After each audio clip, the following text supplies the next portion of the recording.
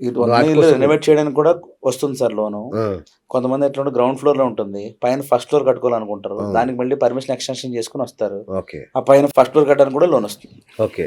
Open plot కొనుక్కోవడానికి? వస్తుంది కదా సార్. Residential plot కొనుక్కోవాలనుకుంటాడు. ఆ! ప్లాట్ పర్చేస్ ప్లస్ కన్‌స్ట్రక్షన్ రెండిటికి కలిపి లోన్ ఇస్తాం. ఓహో! అచ్చా! ప్లాట్ కొనుక్కోవడానికి గూడా లోన్ ఆ! వస్తుంది. ప్లాట్ కొనుక్కొని ఇల్లు కట్టుకోవడానికి కూడా టైమ్ ఇస్తారు. 1 ఇయరో, 1 ½ ఇయరో టైమ్ ఇస్తారు. ఓకే. ఈ లోపల వాళ్ళు కట్టుకోవడానికి ప్లాన్ చేసుకోవచ్చు. ఓకే. రైట్. ఇప్పుడు చాలా మందికి ఊర్లల్లో ఆస్తులుంటాయి సార్. అవునండి. ఊర్లల్లో ఉంటాయి. ఇక్కడ హైదరాబాద్‌లో కట్టుకోవాలి. అవును. సో, దాన్ని మార్ట్‌గేజెస్ అంటే ఆ ఇల్లు మీద లోన్ అట్లా తీసుకోవచ్చా?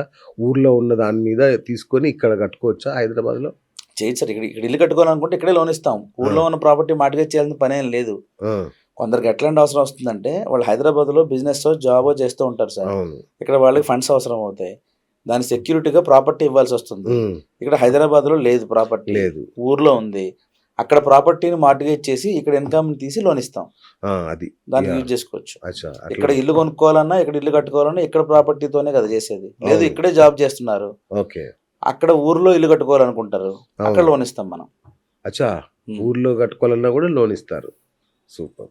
రైట్. ఇప్పుడు లోన్ మీద లోను అంటే టాప్ అప్ అంటారు గదా! అవును. అట్లా గూడా తీసుకోవచ్చా? తీసుకోవచ్చండి. ఆ! జనరల్‌గా హోమ్ లోన్ తీసుకుంటారండి. అవును. తీసుకున్న హోమ్ లోన్ గాని, ఏ బిజినెస్ ఏ లోన్ తీసుకున్నా కొన్ని రోజులు రీపేమెంట్ చేసిన తర్వాత మళ్ళీ డబ్బులు అవసరం అవుతాయి. అప్పుడు మళ్ళీ దాని మీద టాప్ అప్ లోన్ తీసుకోవచ్చు. ఓకే. అదే లోన్ మీద. అదే లోన్ పైన టాప్ అప్ ఇస్తాం. ఎట్లిస్తారు అంటే ఈ simple criteria? Parameter sir. Repayment capacity check చేస్తాం. హ్మ్. హ్మ్. ప్రాపర్టీ వాల్యూ మీరు ఇల్లు కొనుక్కునే టైంలో రూ. 1,00,00,000 ఉందనుకోండి. ఓకే. మీరు ఒక 2 సంవత్సరాలు కట్టారు.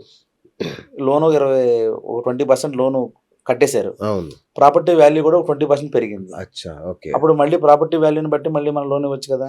ఈలోపు ఓహోహో! మీకు కూడా ఇన్‌కమ్ పెరుగుతుంది కదా! అవును. సో, అట్లా రీపేమెంట్ చేస్తాం. ఓకే. దాన్ని బట్టి ఎలిజిబిలిటీ పెరుగుతుంది. టాప్ అప్ ఇవ్వచ్చు. రైట్. రైట్. తర్వాత ఇప్పుడు ఒక ఇల్లు కట్టుకుంటుంటాం మనం. హ్మ్. సగంలో ఒక ఏగ మన దగ్గర డబ్బులయిపోతది. హ్మ్. సో, అండర్ కన్‌స్ట్రక్షన్ ఉన్న వాటికి గూడా మీరు లోన్ ఇస్తారా? ఇస్తాం. కంప్లీట్ జేసుకోవడానికి. ఇవ్వచ్చు. అవునా? కొందరు ముందు లోన్ అవసరం లేదు పని మొదలు పెడతారు. అవును. సగం పని అయిన తర్వాత ఏదో అవసరాలొచ్చి మన డబ్బులు వాడేసేయడం వల్ల సరిపోలేదు. అవును. కన్‌స్ట్రక్షన్ ఫినిష్ చేయడానికి లోన్ అడిగితే ఇస్తాం. Home okay. లోన్‌లోనే బుక్ చేస్తాం అది కూడా. ఓకే.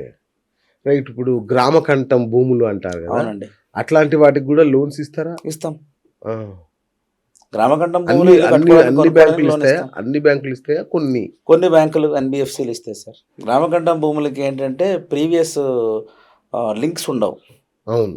పట్టాదారు అవి అవును. అంతకుముందు రెసిడెన్షియల్ ల్యాండ్స్ కదా! అవును. దానికోసం పట్టాదారు పాస్‌బుక్స్ ఉండవు. పాత లింక్స్‌లో ఉండవు. ఓకే. ఓన్లీ డోర్ నంబర్‌తోనే వస్తాయి. ఆ!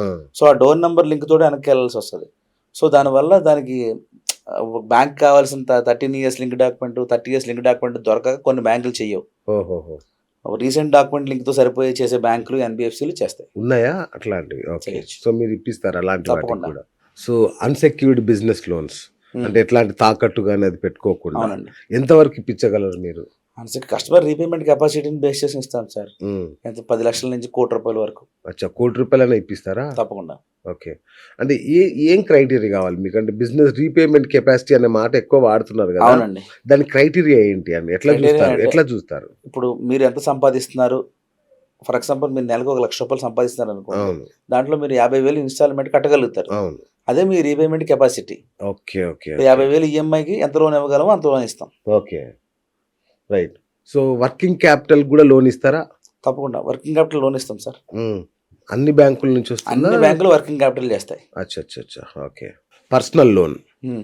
సో, అది తీసుకోవడం మంచిదా? కాదా? దానివల్ల ఏమన్నా సిబిల్ పాడయ్యే అవకాశం ఉంటదా?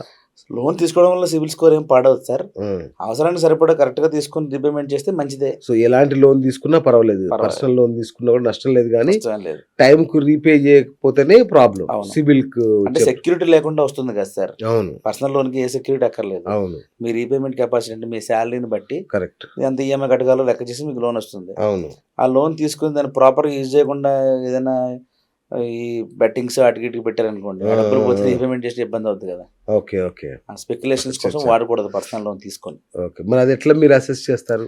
క్రెడిట్ మేనేజర్ కాల్‌లో అడుగుతాం. మీరు లోన్ దేనికోసం తీసుకుంటున్నారని. ఆ! వాళ్ళు అప్పుడు ఏదో అబద్ధం చెప్పినా కూడా తర్వాత వాళ్ళు చేసేది దొరికిపోతది కదా సార్. తెలుస్తుందా? ఓకే. ఇంకా వాళ్ళ పనికి రాదు. వేస్ట్ అయిపోతుంది. Money okay. వేస్ట్ అవుతుంది అంతే. అదేలెండి. Right sir. ఇప్పుడు డాక్టర్లు, లాయర్లు, సీఏలు ఇట్లా కొంచెం స్పెషల్ కేటగరీ ఉంటారు గదా! అవును.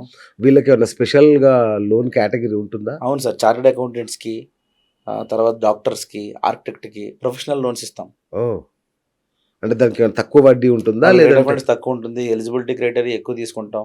అచ్చా ఎందుకంటే జనరల్గా ఈ కేటగిరీలో ఉన్న వాళ్ళు డిఫాల్ట్లు ఎక్కువ చేయరు, అచ్చా అచ్చా అచ్చా ఓకే. దాన్ని బేస్ చేసుకుని వాళ్ళకి స్పెషల్గా కొంచెం ఇంపార్టెన్స్ ఇస్తాం. ఇప్పుడు ఓడి అని ఇస్తుంటారు కదా, అవునండి. సో దానికి ఎట్లుంటుంది సార్ అది? అంటే మనం వాడిన దానికే ఇంట్రెస్ట్ వేస్తారా అవును. లేదంటే ఓడి మొత్తానికి లేదు, వేస్తుంటారా? వాడుకున్న దానికి వడ్డీ కట్టడమే ఓవర్ డ్రాఫ్ట్ కదా సార్. మీకు లిమిట్ ఇస్తారు, 10 లక్షలు లిమిట్ ఇచ్చారు, ₹1,00,000 వాడుకున్నారు, దానికి వడ్డీ కడతారు.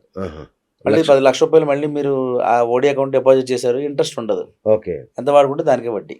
Okay right. అసలు ఆ ఫెసిలిటీ కోసమే ఓవర్ డ్రాఫ్ట్ ఫెసిలిటీ ఉంటుంది. Okay okay. ఎంత 1,00,000 తీసుకుంటే 1,00,000, ఎంత వాడుకుంటే 10 లక్షలు ఇచ్చారని 10 లిమిట్ లక్షలకి ఎంత తీసుకున్నా లిమిట్ కి మాత్రం ఉండదు వడ్డీ వేయరు. ఉండదు. రైట్. సో ఓవర్సీస్ ఎడ్యుకేషన్ కోసం తల్లిదండ్రులు అవునండి. చాలా కష్టపడుతున్నారు. అవునండి. సో ఆ లోన్స్ ఎట్లా ఇస్తారు సార్ అది? ఇప్పుడు అన్ని పబ్లిక్ సెక్టర్ బ్యాంకులు, ప్రైవేట్ సెక్టర్ బ్యాంకులు, దాంతోపాటు కొన్ని ఎన్బిఎఫ్సిలు కూడా ఎక్స్క్లూజివ్గా ఎడ్యుకేషన్ లోన్స్ ఇస్తున్నాయి సార్. ఓకే. ఇప్పుడు పిల్లలు పీజీ చేయడానికి ఇక్కడ అవును. డిగ్రీ కంప్లీట్ చేసుకుని పోస్ట్ గ్రాడ్యుయేషన్ కంప్లీట్ చేయడానికి ఫారిన్ కంట్రీస్ వెళ్తారు. అవును. అక్కడ వాళ్ళు ఏ కోర్స్ చేస్తున్నారు, ఏ యూనివర్సిటీకి వెళ్తున్నారు, దాన్ని బేస్ చేసుకుని వీళ్ళకి లోన్స్ ఇస్తారు. అంటే తల్లిదండ్రుల ఆస్తిని బట్టా లేదంటే విద్యార్థి మెరిట్ని బట్టి కూడా ఇస్తారా? కొన్ని చోట్ల విద్యార్థి మెరిట్ చూస్తాం సార్. ఓకే. ఎందుకంటే ఆ యూనివర్సిటీ బాగుంటే వీళ్ళ రీపేమెంట్ కెపాసిటీ ఎలా ఉన్నా పర్వాలేదు. ఆహా. కొందరు ఏంటంటే అంత పెద్ద యూనివర్సిటీలో సీట్లు రావు, మెరిట్ తక్కువ ఉన్నా అవును కూడా. అవును. సో వాళ్ళ పేరెంట్స్ రీపేమెంట్ కెపాసిటీ చెక్ చేస్తాం. ఓహో. అంటే వాళ్ళు వ్యవసాయం చేసుకునే వాళ్ళైనా వాళ్ళు ఎంత వ్యవసాయం చేస్తున్నారు, దాన్ని బట్టి ఇన్కమ్ ఎంతో లెక్క చూసి లోన్ ఇస్తాం. Okay right. సో మరి పోనీ ఇండియాలో చదివే పేద విద్యార్థులు ఉంటారు, ఇండియాలోనే ఒకడే local domestic domestic courses loans కూడా లోన్స్ ఇస్తున్నాం. అన్ని ఫారెన్ అవునా? కోసమే కాదు, ఎడ్యుకేషన్ లోన్స్. వాళ్ళకి ఎట్లా ఉంటుంది క్రైటీరియా? అంటే వాళ్ళు కూడా మంచి ఎక్కడ యూనివర్సిటీ ఎక్కడ ప్రతిభావంతులైన విద్యార్థులకి అలాగనే లేదు సార్. ప్రతిభావంతులు కాకపోతే అక్కడ వరకు చదవరు కదా. ఓకే. ఇప్పుడు పీజీకి వెళ్తున్నారు లేదా ఎంబీబీఎస్ చేయడానికి వెళ్తున్నారు, వాళ్ళకి సీట్ వచ్చింది, వాళ్ళు కోర్స్ కంప్లీట్ అయిపోయిన తర్వాత జాబ్ వస్తుంది, అవును దాని నుంచి కదా రీపేమెంట్, అవును. అట్లా ఇస్తాం. సో అంటే షూరిటీ లేకుండా ఇస్తారా వాళ్ళకి కూడా? షూరిటీ అక్కర్లేదు సార్, అన్నిటికీ ఎడ్యుకేషన్ లోన్ కి పెద్ద షూరిటీలు కొన్నిసార్లు తీసుకుంటాం సార్. అంటే వాళ్ళకి రీపేమెంట్ కెపాసిటీ బాగాలేదు, లేదా సివిల్ ఇష్యూస్ ఏమైనా ఉన్నాయి, అంటే వాళ్ళ పేరెంట్స్ కానీ సివిల్ ఇష్యూస్ ఉన్నాయి, అప్పుడు షూరిటీ పెడతాం. అచ్చా. లేదా చిన్న కోర్స్ చేస్తారు, అంటే దాని మీద ఫ్యూచర్ మీద పెద్ద హోప్ లేదు, ఈ కోర్స్ చేసినట్టు జాబ్ వస్తుందని, అలాంటి వాటికి షూరిటీ పెడతారు. ఓకే. ఇది చేస్తే వాళ్ళ లైఫ్ డోకా లేదు అంటే మాత్రం షూరిటీలు పెద్దగా అడగారు. ఓకే. అడగకుండా కూడా లోన్ ఇస్తారు. అవును. Hi friends, thank you for watching this video. ఈ వీడియో గనుక మీకు నచ్చినట్లయితే దయచేసి లైక్ చేయండి, షేర్ చేయండి. ముఖ్యంగా మా ఛానల్ 24/7 న్యూస్ టీవీని సబ్స్క్రైబ్ చేసుకోండి. ఆ తర్వాత మీ విలువైన అభిప్రాయాల్ని, మార్పులు, చేర్పులు, కావాల్సిన వీడియో ఏమన్నా ఉంటే మన వీడియో కింద కామెంట్ సెక్షన్లో కామెంట్ రూపంలో తెలియజేయండి. నమస్కారం, సాయిదంచిక మాట్లాడుతున్నాను. ప్లీజ్ సబ్స్క్రైబ్, షేర్, లైక్ చేయండి 24/7 టీవీ ఛానల్. హాయ్ నమస్తే, నేను మీ Sonia Akula. Please subscribe to 24/7 news TV. Hi అండి, అందరికీ నమస్తే. నేను Mankota Prasad. Please do subscribe 24/7 news TV. Political, entertainment and infotainment updates కోసం like, share, subscribe 24/7 news TV.